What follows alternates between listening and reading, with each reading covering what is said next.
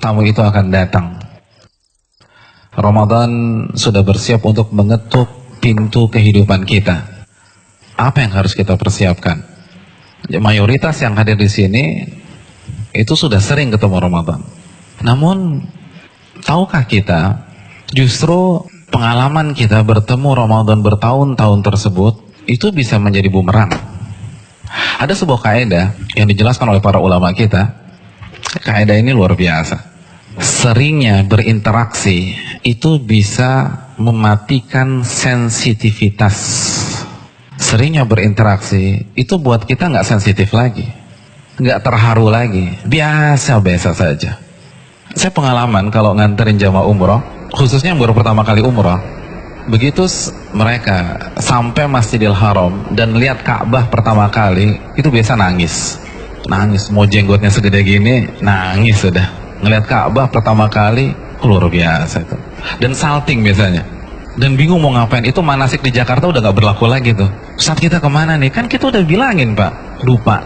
Kita bisa paham lah. Karena pertama kali ngelihat Ka'bah untuk pertama kali.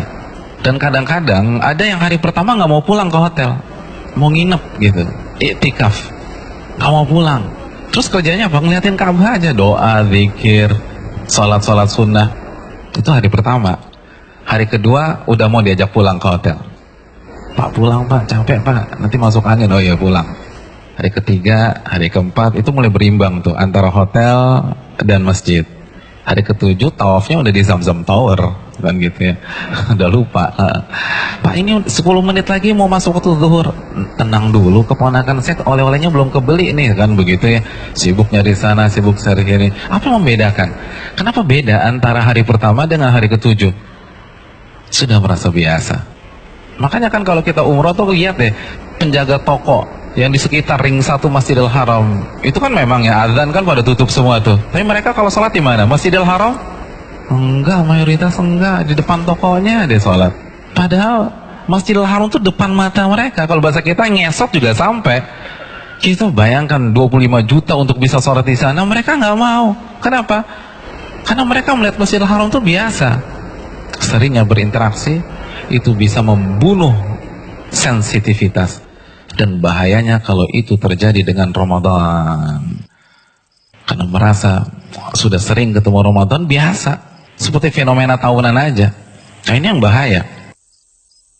Dan yang lebih bahaya lagi, banyak di antara umat Islam itu melihat Ramadan dari satu sisi aja kan gitu. Kalau kita dengar Ramadan tuh yang terbesit di benak kita apa sih? Bulan apa? Bulan ampunan kan gitu ya. Bulan penuh rahmah, bulan penuh berkah. Oh, pokoknya enak-enak aja deh. Tapi tahukah kita bahwa Ramadan jika tidak kita sikapi dengan benar, maka bisa jadi menjadi mimpi buruk bagi kita pada hari kiamat.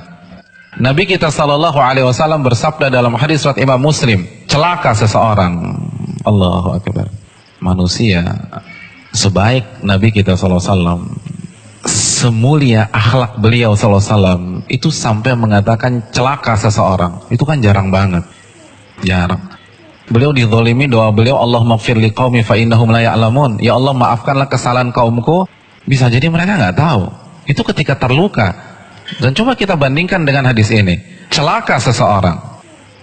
Hal ini kan menimbulkan tanda tanya besar di benak kita. Ini orang salah apa sih? Kok bisa Nabi terpaksa memvonis dia? Mari kita simak kelanjutan hadis tersebut. Yaitu seseorang yang memasuki Ramadan, lalu ia jalani hari-harinya di bulan Ramadan sampai Ramadan berpisah dengannya, dan dosanya belum diampuni oleh Allah Subhanahu wa taala. Celaka dia, celaka dia, celaka dia, kata Nabi sallallahu alaihi wasallam. Allahu Akbar. Udah kelewatan nih orang.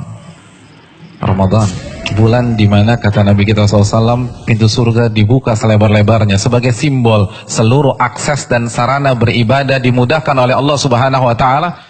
Lalu Anda nggak sholat, lalu Anda nggak puasa, lalu Anda nggak taraweh, lalu Anda nggak baca Quran, lalu Anda nggak tahajud, Anda nggak infak sedekah, kelewatan tuh orang.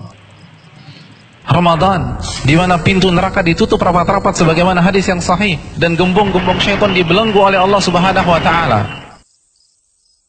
Lalu Anda bermaksiat, lalu Anda masih clubbing, Anda hangout pulang jam 2 malam, itu kelewatan. Celaka dia kata Nabi SAW. Kita tidak manfaatkan tamu ini, habis kita pada hari kiamat. Tamu itu akan hadir. Tamu itu akan mengetuk setiap pintu kehidupan kita. Apa yang kita persiapkan?